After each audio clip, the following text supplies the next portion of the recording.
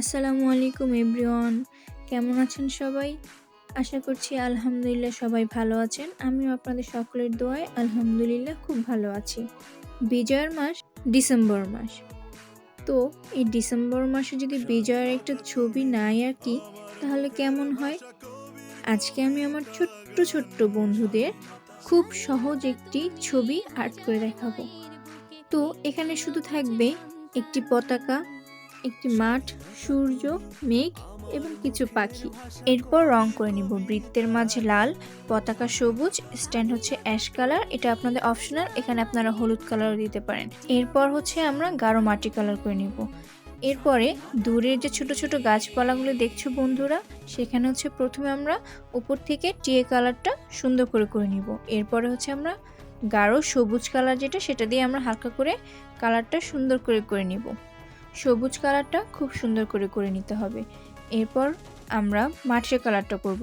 দূরের থেকে সবুজ কালার করব, এরপরে হচ্ছে টিয়ে কালার করব।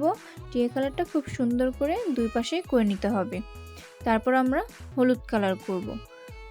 দূরের থেকে সবুজ, টিয়ে, তারপর হচ্ছে হলুদ কালার, এরপর হচ্ছে আমরা মাটি কালারটা সুন্দর করে নিব, যেন দেখতে আমাদের শ্যাডো আকার লাগে। এতে করে ছবিটি আরও সুন্দর লাগবে দেখতে। তারপর রং করতে চলে যাব সূর্যে।